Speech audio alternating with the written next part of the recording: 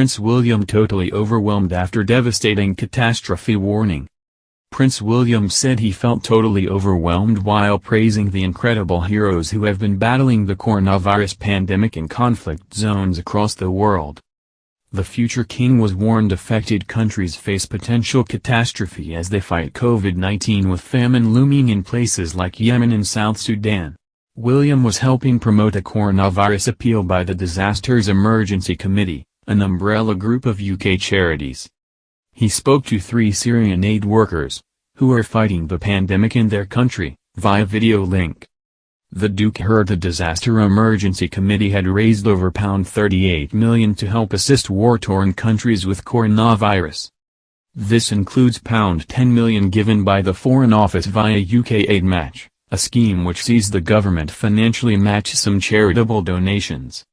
William said he was amazed at how much has been raised but noted it is nowhere near what you need. He added, as a fundraising initiative goes, that's a decent amount.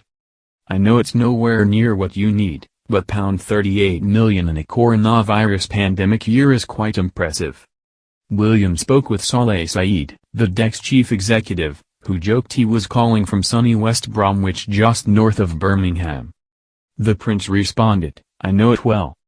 The DEC provides support to refugees displaced conflicts including those in Syria, Somalia, Afghanistan, Yemen, South Sudan and the Democratic Republic of Congo. Mr. Saeed warned these face potential catastrophe during this year as they try and control the coronavirus pandemic while fighting continues, and with very limited vaccine supply. He added official coronavirus death counts from these countries are unreliable as authorities aren't able to effectively monitor the disease. William spoke with 3 Syrian aid workers, Shahnaz Muammar, Fatih Haliso, and Qadr Muhammad Ali, during the call. After they described the conditions they face he replied, you are all incredible heroes. I'm totally overwhelmed by the scale of the burden you guys face, the scale and challenge, but also the enormity of the dedication you have. Mr. Haliso, originally from Aleppo in northern Syria, warned hundreds of thousands of Syrians are living in the outdoors in makeshift tents.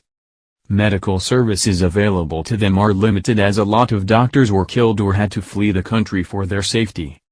The humanitarian added, people are often left with one of 2 choices, either to die out of hunger if they stay at home, or to risk their life if they go out and try to work and bring food to their families. Because of the lack of viable governing bodies in the Northwest, and the absence of schemes like the furlough scheme you have in the UK, people are forced to go out and work. Deaths are rising, hospitals also are overwhelmed. This is the grim situation, but we try to do the best we can to raise the awareness about the pandemic, how to deal with it, try to support them as much as possible, and here we are. Shahnaz Muammar, who works around Idlib, told William she is so afraid about the future as people in refugee camps are unable to effectively socially distance. Syria has been in a state of civil war for a decade since the 2011 uprising against dictator Bashar al-Assad. Prince William caught coronavirus last April, but this was only announced publicly in November.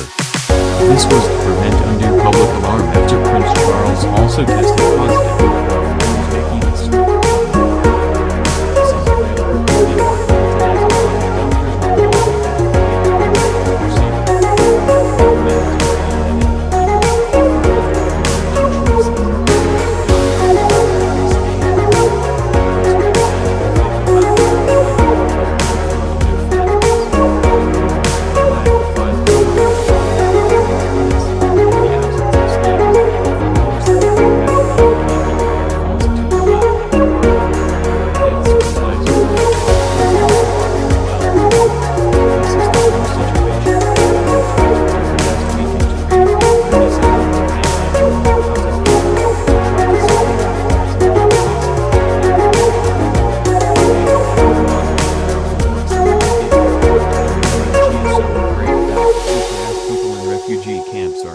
To effectively socially distance.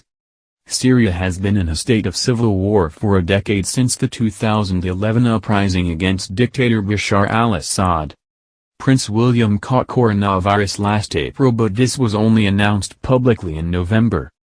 This was to prevent undue public alarm after Prince Charles also tested positive, with both royals making a swift recovery.